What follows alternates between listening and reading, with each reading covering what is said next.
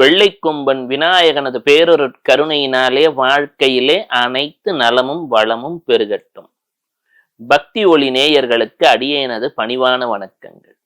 ஐயா, எங்கள் வாழ்க்கையிலே ஓரளவு பொருள் வசதி இருக்கிறது. குழந்தை கல்வியிலே மேன்மை பெற வேண்டும்.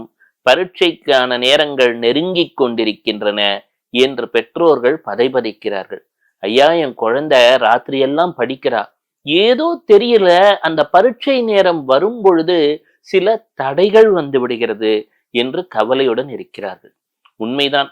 இந்த +1 +2 எல்லாம் வந்துருச்சுன்னா யாரா இருந்தாலுமே அந்த குழந்தைகள் நல்லாதான் படிக்கிறாங்க, நல்ல ஆசிரியர்கள். எனினும் அந்த தேர்வு நேரத்துல அவர்களுக்கு ஏதோ ஒரு பதட்டம், ஒரு பயம், அதனால் ஒரு தடுமாற்றம். சில குழந்தைகளுக்கோ பரீட்சைக்கு போகும் பொழுதுதான் ஒரு காய்ச்சல் வந்து விடுகிறது. இல்லைன்னா வீட்டுல ஏதோ ஒரு ஃபங்க்ஷன் விசேஷம், படிக்க முடியறதில்ல. இது போன்ற கல்வி தடைகள் அகல வேண்டுமே. அதற்கும் என்ன காரணம்? ஒரு ஜாதகத்துல பாத்தீங்கன்னா 4ஆம் இடத்தையும் 5ஆம் இடத்தையும் கல்வியுடன் தொடர்பு படுத்தலாம். 4ஆம் இடத்தை பராசர மகரிஷி கல்வி என்றும், 5ஆம் அதனால் கிடைக்கும் பலன் என்றும் ஒரு இடத்திலே சொல்லியிருப்பார். ஆனா பொதுவா ஜோதிடர்கிட்ட போனீங்கன்னா 5ஆம் இடம் கல்வி என்று ஒரு கருத்தை சொல்லுவார்கள். நீங்க 5ஆம் இடத்திலே என்ன கிரகங்கள் இருக்கிறது என்பது அந்த கல்வியினால் ஏற்படக்கூடிய பயனை சொல்லும். சிலருக்கு 5ஆம் இடத்திலே தனித்த குரு இருக்கும்.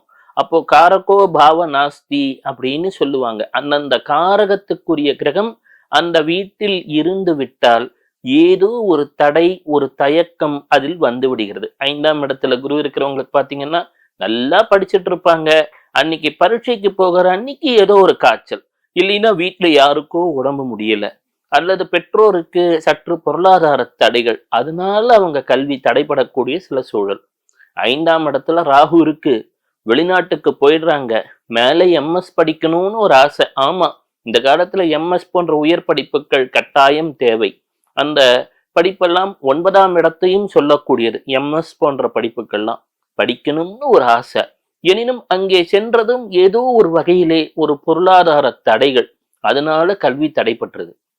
மேலும் நம்ம பார்த்தோம், நடுவுல அந்த மருத்துவ பேரிடர் காலத்துல எத்தனையோ குழந்தைகள் எனக்கு ஏதோ ஒரு காரணங்களால கல்விக்கு சாலைக்கு செல்ல முடியல. வெளிநாட்டிற்கு சென்ற குழந்தைகள், கல்வியிலே சில தடைகள், இதெல்லாம் அகலணுமுங்கய்யா. எங்க குழந்தை நல்லா படிக்கணும், இதற்கு வழிபாடுகளை சொல்லுங்கள் என்று பலரும் கேட்டிருக்கிறீர்கள். எனவே இப்பொழுது நான் சொல்லக்கூடியது என்பது கல்விக்கான வழிபாடுகள். என்னுடன் ஒரு நண்பர் படித்தார். அந்த நண்பருக்கு ஜாதகத்துல அவ்வளவு சிறப்பாக 5ஆம் இடம் இல்லை, புதனும் கெட்டிருந்தது. ஒரு கல்விக்கு குரு அப்படின்னு சொல்லக்கூடியது ஞானத்தை குறிக்கும். ஆனா புதன் தான் அதை எவ்வாறு பரீட்சை பேப்பர்ல வெளிப்படுத்த போறார் அப்படின்னு தெரியும். சிலருக்கு என்ன ஆகும், குருவும் புதனும் சேர்ந்து இருக்கும், அவங்களுக்கு மற்ற ஃப்ரெண்ட்ஸுக்கெல்லாம் நல்லா சொல்லி தருவாங்க, இவங்களுக்கு படிக்கணும்னு வரும்போது ஒரு தடங்கள். அதுபோல என் நண்பர் ஒருவருக்கு புதன் கெட்டிருந்தது. என் தந்தையார் அவருக்கு ஒரு ஆலோசனை சொன்னார். எளிய தமிழ் பாடல். பாலும் பாலும் தெளிதேனும் பாகும் பருப்பும் இவை நாளும் கலந்துனக்கு நான் தெருவேன் கோலம் செய் துங்க கரிமுகத்து தூமணியே நீ எனக்கு சங்கத்தமிழ் மூன்றும் தா. எவ்வளவு எளிமையா இருக்கு பாத்தீங்களா இந்த பாட்டு? இதை தினமும் எப்பெல்லாம் நேரம் கிடைக்குதோ அப்பெல்லாம் சொல்லிட்டு வா தம்பி அப்படின்னார்.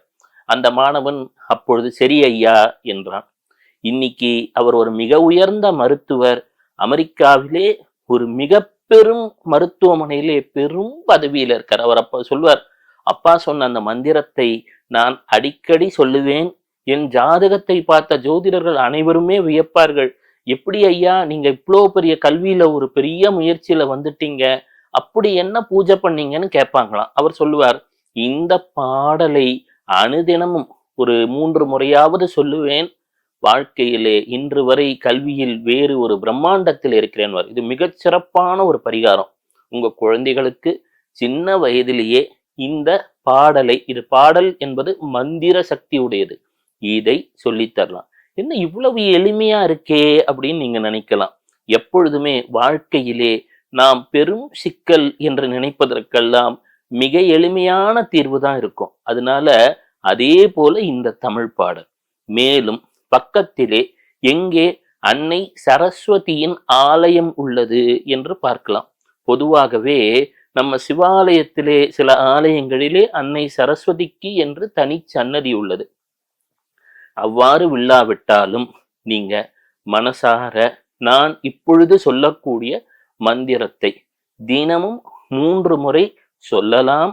நீங்க கூட பெற்றோர் கூட குழந்தைகளுக்காக சொல்லலாம். ஏன்னா பெற்றோர்களுக்கு ஒரு சிலர் கேட்பாங்க, ஐயா குழந்தைக்கு வெடியில் காலையில 4:30 மணிக்கு எந்திரிக்கிறாங்க ஐயா, ராத்திரி 12 வரைக்கும் குழந்தை படிக்குதுங்க, நடுவுல இதற்கு நேரம் சித்திக்கவில்லையே என்று கேட்பவர்களும் உண்டு.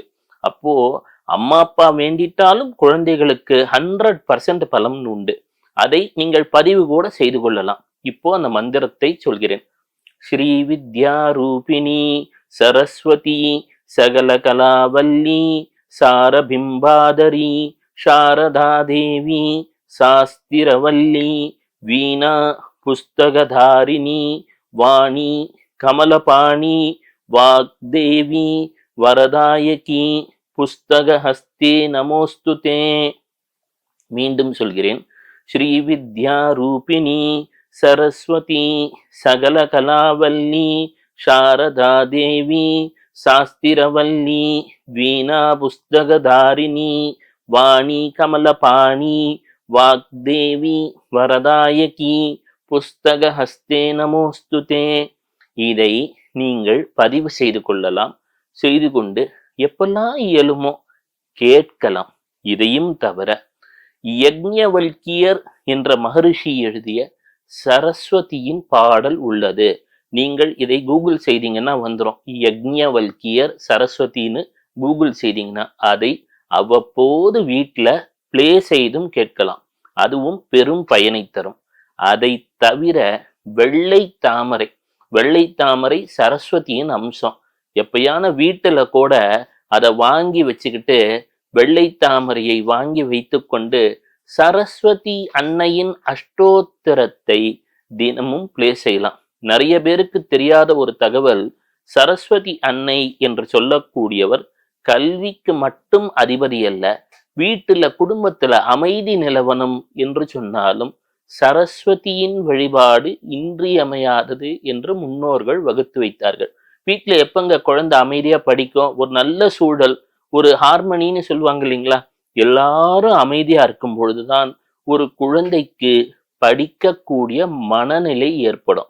அந்த அமைதியை தரக்கூடிய தெய்வம் அன்னை சரஸ்வதி.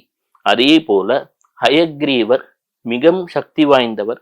ஹயக்ரீவர் என்று சொன்னாலே நமக்கு உடனே ஞாபகம் வருவது கடலூரிலே திருவஹீந்திபுரத்தில் உள்ள தேவநாத சுவாமி கோயில் தான். அங்கே சென்று வழிபடலாம். அதே போல ஹயக்ரீவர் என்று சொன்னால் அந்த கோயிலுக்கு செல்லும் வழியிலே தொட்டியம் என்று சொல்லக்கூடிய ஊரிலே பிலாலி என்ற இடத்திலே ஸ்ரீ சுகபிரம்ம மகரிஷியானவரது ஆலயமும் உள்ளது. அதுபோல வாய்ப்பிருப்பவர்கள் அருகிலே உள்ள ஹயக்ரீவர் ஆலயத்திற்கு சென்று ஏலக்காய் மாலை சாற்றி வழிபடலாம். அது எந்த நாள்ல வழிபட்டா சிறப்பு? வியாழக்கிழமைகள்ல ஹயக்ரீவர் வழிபாட்டை செய்தால்.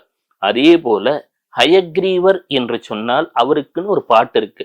ஞானானந்தமயம் தேவம் நிர்மலஸ்படிகாக்ருதிம் ஆதாரம் சர்வ வித்யானாம் ஹயக்ரீவம் உபாஸ்மஹே. இது மிகவும் இந்த ஹயக்ரீவர் என்று சொன்னாலே இவ்வளவு தூரம் எங்களால சொல்ல முடியாதுனாலுமே ஓம் ஹயக்ரீவாய நமஹ என்று கூட சொல்லலாம். அதையும் தவிர வேதாந்த தேசிகர் ஹயக்ரீவர்னு கூகுள் பண்ணீங்கன்னா யூடியூப்ல பாடல் வந்துடும். அந்த பாடலை அனுதினமும் கேட்கலாம். நான் சொன்னேன் இல்லைங்களா அந்த ஞானானந்தமயம்னு. இதையெல்லாம் செய்து வாருங்கள். விரைவிலே உங்கள் குழந்தை கல்வியிலே மேன்மேலும் சிறப்புகள் பெற்று வாழ்க்கையிலே வெற்றி வாகை சூடுவதை அனுபவத்திலே உணரலாம். அதையும் தவிர மேலும் ஒரு மந்திரத்தை, ஒரு மிக ரகசிய மந்திரத்தை உங்களுக்காக பகிர்ந்து கொள்கிறேன். மற்றும் ஒரு கல்விக்கான மந்திரம். ஓம் ஐயும் கிளியும் சௌவும் சௌவும் கிளியும் ஐயும் ஸ்ரீ பாலாம்பிகையே நமக. இந்த மந்திரத்தை 3 முறை சொல்லணும். ஓம் ஐயும் கிளியும் சௌவும் சௌவும் கிளியும் ஐயும் ஸ்ரீ பாலாம்பிகையே நமக. வாழைத்தாய்னெல்லாம் சித்தர்கள் குறிப்பிடுவாங்க. இததான் நமது கந்தசஷ்டி கவசத்துல கூட வரும். ஐயும் கிளியும் அடை உடை சவ்வும் அப்படின்னு வரும். இந்த மந்திரம் வாழைத்தாயின் மந்திரம் கல்வியிலே மிக பெரும் சிறப்புகளை மிக மிக எளிதாக பெற்றுத்தரும். அடியேன் மேற்சொன்ன மந்திரங்களுக்கு எந்தவித சொல்லுவதற்கு கட்டுப்பாடெல்லாம் கிடையாது. யார் வேண்டுமானாலும் எப்பொழுது வேண்டுமானாலும் சொல்லுங்கள். எந்தவித கட்டுப்பாடுகளும் கிடையாது. நான் சொன்ன மந்திரங்கள் அனைத்தும் சௌமிய மந்திரங்கள். சௌமிய மந்திரம்னா ஒண்ணும் இல்லைங்க, ரூல்ஸ் எல்லாம் கிடையாது, அன்பு மட்டும்தான் அங்க ரூல்ஸ். இதை மட்டும் இருந்து நம்பிக்கையோடு பக்தியோடு சொல்லி வாருங்கள். வாழ்க்கையிலே வெற்றி மேல் வெற்றி தான். சிவ சிவ.